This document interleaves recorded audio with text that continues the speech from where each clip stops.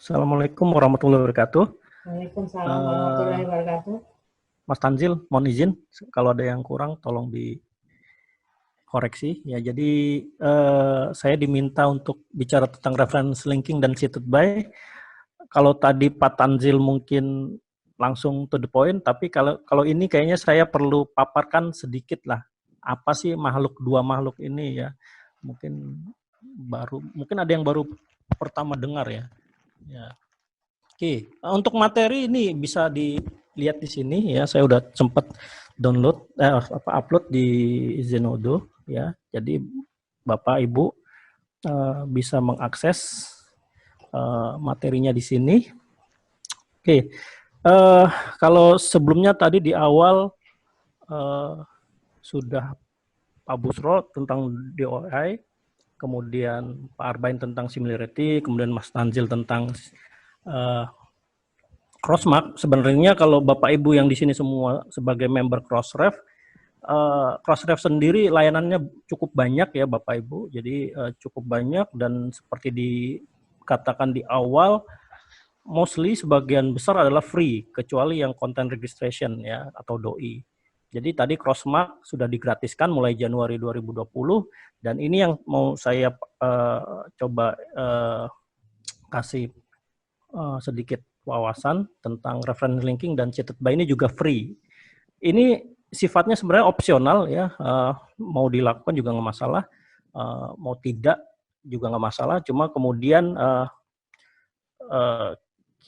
jurnal kita tentunya pengen diseminasinya makin luas ya, seperti itu. Jadi pengen supaya terkoneksi dengan jaringan komunikasi ilmiah yang lebih luas, yang mendunia. Maka kemudian dua fitur ini sebaiknya bisa kita terapkan. Nah, secara prasyarat, untuk saya akan bahas reference linking dulu. Nanti reference linking ini tidak perlu sampai akses cPanel seperti Crossmark ya, cuma hanya memerlukan akses login ke Crossref, akun Crossref-nya ya.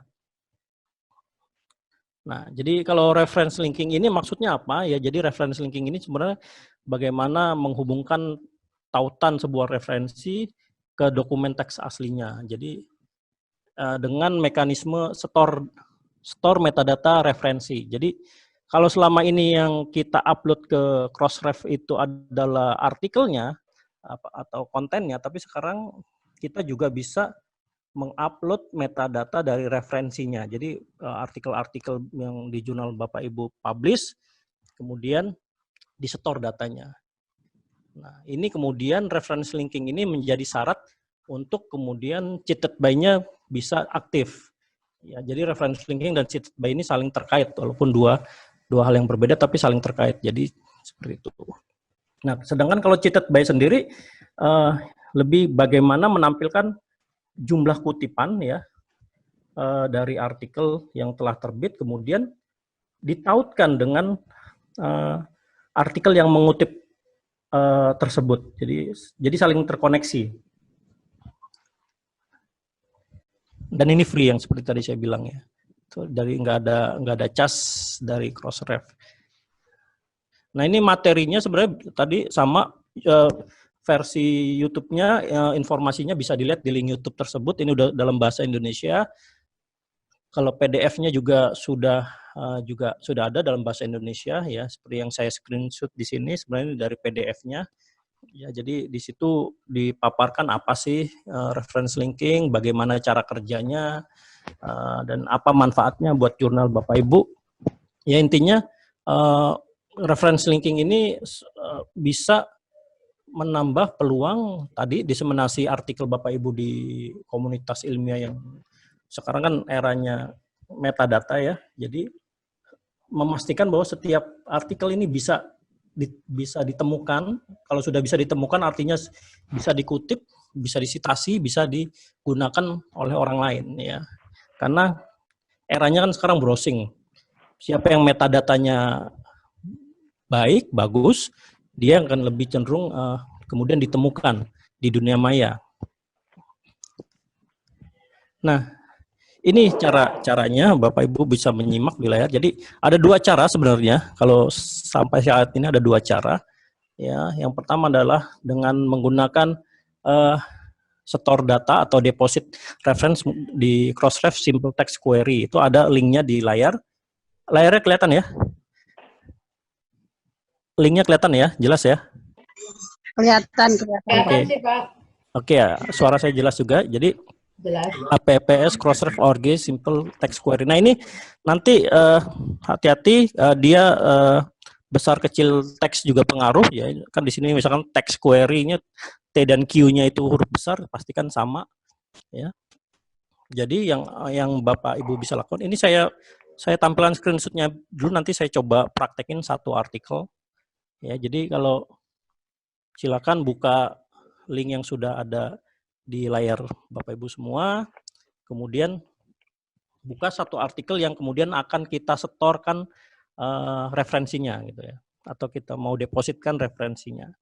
Nah, tampilan awalnya seperti ini ya. Jadi kalau Bapak Ibu baru pertama kali menggunakan Simple Text Query ini ya, di sini ada area tempat kita untuk menempel atau paste referensi-referensi dari artikel ya.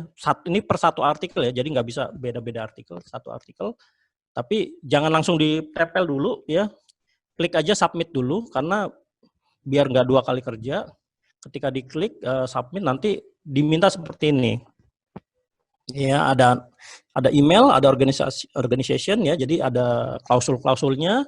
Yang email diisi dengan alamat email yang digunakan waktu mengakses Crossref atau untuk akun Crossref. Kemudian publishernya diisi juga dengan nama yang terdaftar waktu pertama kali daftar Crossref ya. Kemudian centang agree, klik submit. Nah, baru nanti diarahkan ke tampilan seperti ini. Jadi ada registered email ya, artinya masukkan lagi email yang tadi yang kita gunakan sebagai akses ke akun Crossref. Kemudian Bapak Ibu nanti salin dari satu artikel yang mau kita store tadi, salin referensinya atau daftar pustakanya yang disetorkan tadi dan tempel. Ditempel, dipaste di situ. Kemudian pastikan tidak ada jarak antar baris pada daftar pustaka. Ya, jadi terus kemudian di bawah itu ada include PubMed dan sebagainya, ada dua pilihan dicentang atau tidak, kosongkan saja. Nah, seperti ini tampilannya, bahwasan jangan sampai ada jeda antar satu baris dengan baris yang lain. Ketika diklik nanti seperti ini. Jadi ketika kita menyetor tadi, otomatis nanti si sistemnya Crossref mendeteksi dari sekian banyak referensi tersebut, mana sih artikel yang sudah ada di database-nya Crossref. Dia akan coba melacak itu. Ya. Kalau sudah ada, terlihat kalau di layar ada yang biru-biru, ada link hidup seperti itu, artinya artikel tersebut ada di database-nya Crossref. Artinya kontennya sudah diregistrasikan di Crossref. Ini tinggal lanjut aja, klik deposit. Nah, ini yang saya bilang tadi. Ketika klik deposit akan muncul diarahkan ke minta login ya. Jadi email. Tadi email adalah email dari akunnya tadi, akun yang untuk deposit tadi. Untuk yang yang punya akses ke Crossref. Kemudian username dan password itu sama dengan username dan password Crossref ketika kita login. Nah, ada di situ ada parent doi. Apa maksudnya? Parent doi di situ adalah doi dari artikel yang referensinya kita setor. Ya, jadi kan ada http doi org / prefix suffix gitu ya. Nah, kita cukup copy paste dari prefix dan suffixnya saja. Doi dan org-nya itu nggak perlu kita isikan di situ. Ya, kita klik. Nah, ini penjelasannya. Nah, kita klik submit. Nanti kalau sudah klik submit, ada muncul peringatan seperti ini bahwa depositnya sudah diterima. Nanti ada dikirim ke email dari ada 2 file yang di-email ke alamat email yang tadi kita masukkan, ada status lognya dan sebagainya, tapi itu abaikan saja, nggak usah. Selesai. Nah, kalau mau upload lagi, tinggal klik tombol reset ya. Jadi jangan back, tapi reset aja. Nanti langkahnya diulangi seperti itu. Nah, jadi ketika Bapak Ibu ketika publish gitu ya, satu terbitan publish, udah selesai semua ya, tambah store data tadi, store referensi. Ya, kalau misalkan ada 10 artikel berarti 10 kali nyetor referensi seperti itu. Udah selesai. Itu cara pertama. Nah, cara kedua, ini kalau di OJS 3 ini enaknya sudah ada pluginnya. Ya, jadi kalau sudah ada di OJS 3 ini sudah ada pluginnya, Bapak Ibu yang dengan akses admin ya, biasanya admin yang bisa install atau Journal Manager, masuk ke settingan website, bagian plugin, coba dicek diinstalin pluginnya ada nggak cross-reference linking plugin. Kalau tidak ada, tinggal cari di plugin galerinya. Ya, kalau ada di situ tinggal diinstal. Klik install, selesai. Tampilannya seperti ini. Ya, jadi ini kebetulan sudah saya install di tempat saya. Jadi dia akan otomatis mengekstrak. Jadi kalau biasakan ketika editor pertama kali terima file submit dari author sebisa mungkin juga mengisi metadata reference. Jadi kita tinggal sebagai editor tinggal klik save and extract, udah selesai. Ya, sudah, itu akan nempel ke doi kita waktu mengaktifkan. Nah, seperti ini kalau kita cek di metadata artikel kan seperti ini, ada tampilannya. Nah, lebih mudah kalau di OJS 3 lebih mudah, sudah ada pluginnya. Ya. Kebalikan dari tadi Crossmark. Kalau Crossmark kan pluginnya ada di OJS 2, OJS 3 belum ada, tapi kalau reference linking ini pluginnya malah sudah ada di OJS 3. Nah, jadi itu aja kalau untuk reference linking. Jadi udah kegiatan store data referensinya udah selesai. Nah, kemudian buat apa sih kita store report store seperti itu? Jadi nanti kaitannya ada di hasilnya, bisa kita lihat di Cheated By. Ya, ini di sini juga Cheated By sudah ada versi YouTube-nya, video singkatnya tentang apa itu Cheated By, bagaimana cara kerjanya. PDF-nya juga bisa di-download di situ. Intinya dengan Cheated By ini, dengan basis data dari Crossref, kita bisa menghitung jumlah sitasi dari suatu artikel dan siapa yang mensitasi. Kalau selama ini kan kita menghitung sitasi itu dari Google Scholar profil Google Scholar dari jurnal. Tapi kemudian kan beberapa waktu lalu bermasalah dengan Google Scholar karena sejatinya Google Scholar ini kan sebenarnya untuk portofolio author ya, bukan jurnal. Nah, jadi seperti itu. Dan kita kalau mau ngecek siapa yang mau mensitasi artikel di jurnal kita kan kita harus masuk Google Scholar dulu.